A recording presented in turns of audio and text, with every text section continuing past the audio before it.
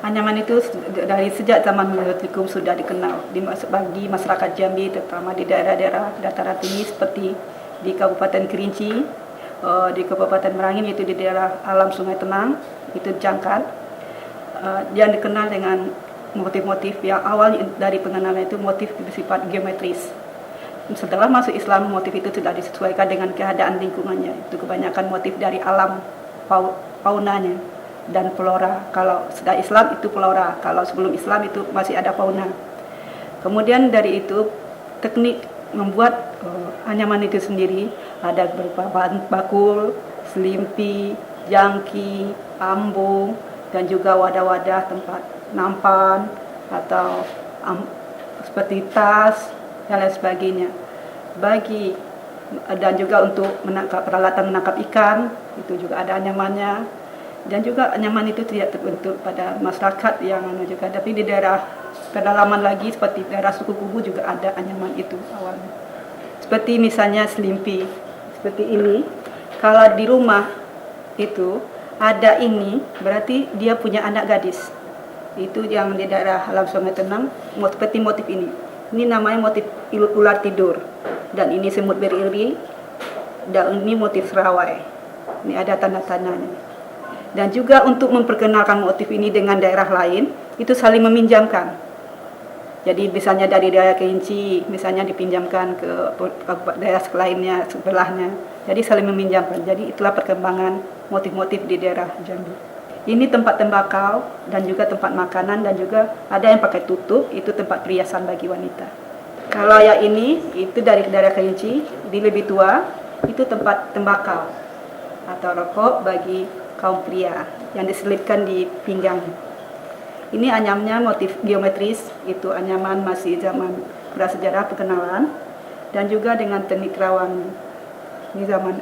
Yang ini anyaman pada abad 18. Ini tekad untuk sahabat. Di daerah seberang itu di daerah Mudung Laut yang dibikin tikar salat. Motifnya itu? Ini motif daun, itu daun bunga manggis dengan teknik terawang, anyaman terawang namanya. Kalau anyaman ini sungkit 1, sungkit 2 namanya. Anyaman silang sungkit 1, timbul lagi, itu namanya satu timbul itu nama anyaman. Seperti alas tempat duduk, ini yang lama sekali, ini punya kami, itu abad ke-19. Ini dengan anyaman motif. Ini motif tabuk manggis, motifnya namanya. Ini motif bunga melati yang bentuk abstrak semuanya. Kalau di sebelah motif batik itu dalam bentuk suluran.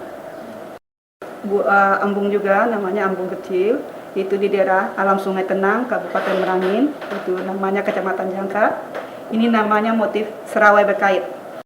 Ini ambung yang dipakai untuk pergi ke sawah, yang diletakkan di sininya, di kepala.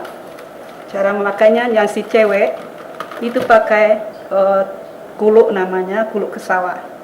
Kemudian itu untuk supaya kepalanya jangan sakit kan. Ini dia seperti ini. Jadi di sini diletakkan makanan. Ini motif, ini sama dengan motif ular tidur juga, ini bergelombang. Tapi ini teknik dua muncul, satu timbul.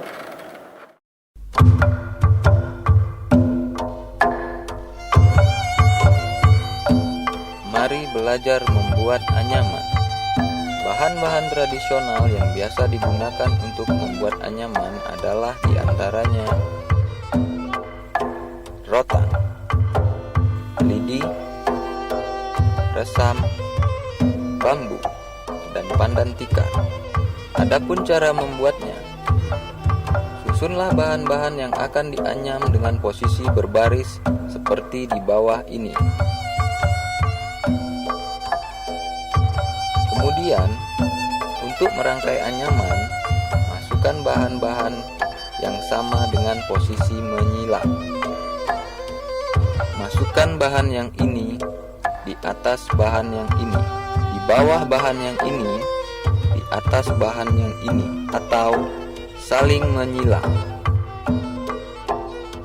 Kemudian, bahan kedua dengan cara yang sama, tetapi jika sebelumnya di atas, maka sesudahnya di bawah, dan lakukan ini terus sebanyak bidang yang akan dibuat.